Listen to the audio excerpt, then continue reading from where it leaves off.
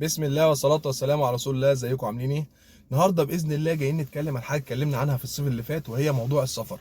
السفر مع كريم، يعني أي شركة تاني كان أسعار السفر زي الزفت، فكريم قالت لك أنا بظبط لك أسعار السفر عشان أنت بترجع فاضي والكلام ده، وهنخلي نسبتنا 15% وكده. النهارده الصبح وأنا في مدينتي جاني مشوار لغاية بنها، ده يعتبر سفر، بتعدي بقى على الأوسطي والإقليمي والكلام ده كله. فقلت مش مشكله، عشان المشوار ده كان جاي لي بريد، كان حوالي 1.7 حاجه زي كده، فقلت 100 100 حتى لو رجعت فاضي مش مشكله، واجرب. انا ليا فتره ما جربتش موضوع السفر، فاجرب واشوف الكلام ده. فببص بعد ما خلصت الرحله، ابص لقيت تفاصيل الرحله بقى ايه. حسبت الحسبه لقيت، بص كده، الشركه واخده كام؟ الشركه واخده 154 جنيه و22 قرش، ده للشركه. لو حسبناهم على ال 626 جنيه، هتلاقي ايه؟ هتلاقي ان الشركه واخده 25%، والاضافه بقى بتاعت ال 25% ايه تاني؟ واخد لك ايه؟ الضريبه 21.58 قرش. المفروض الضريبه دي بتكون جوه النسبه بتاعتهم، بالنسبه بتاعتهم، لا هو مقسمها لك كده. الشركه بتاخد حوالي 28%، حاجه زي كده، اكتر كمان 29%، حاجه زي كده. فتخيل انت بقى لو حسبناها، ثواني كده نحسبها. بص كده، 626 جنيه في 28%، واخد 175 جنيه، زي ما هو واخد 175 جنيه. فتخيل بقى الشركه بتاخد بالضريبه 28%، وده مشوار ايه؟ مشوار سفر، اللي هم قالوا قبل كده ونزلوا ان احنا هناخد 15% عشان خاطر ده سفر والكابتن بيرجع فاضي والكلام ده. طلع كله بلح. والادهى من كده والازبل من كده كمان، ان هو ما حسبليش الكارت. انا دافع 25 جنيه كارت اهو، 25 جنيه كارت اهو، وراجع كمان 10 جنيه وانا راجع في الاوسطي كده، 35 جنيه كارت.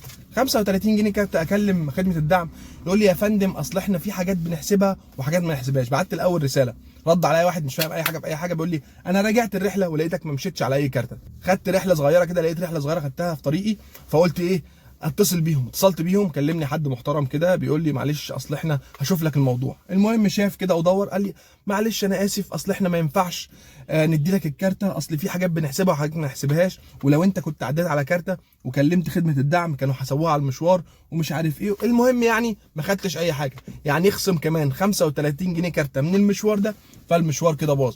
وده بايه؟ ده بريد. تخيل بقى لو انت واخد المشوار بدون ريت بدون اي حاجه، هيبقى في الضياع، في الضياع. انا بس حبيت اقول للناس التجربه اللي انا مريت بيها النهارده، عشان ما حدش ياخد اي مشوار سفر من اي ابلكيشن. بصراحه كده بقى كله زي الزفت، مع الاسعار اللي اتنيلت، مع الحاجه اللي غليت، مع كل حاجه.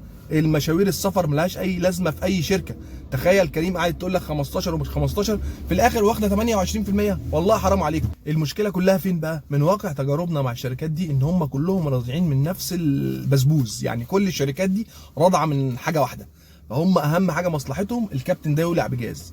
فنصيحه مني، بلاش سفر. احنا شغالين هنا بناخد مشوار من هنا نوديه هنا وخلاص على كده ونريح دماغنا. لو انت اضطريت او كده ما تاخدش المشوار. اقول لك على حاجه حلوه، ريح دماغك وتعامل مع العميل. لو العميل عاوز يطلع بره، اطلع بره وريح دماغك من الشركات دي. بصراحه الموضوع بقى في الضياع، بصراحه الموضوع بقى رخم قوي. قعدنا نقول ده احسن ده احسن، طلعوا كلهم زي الزفت.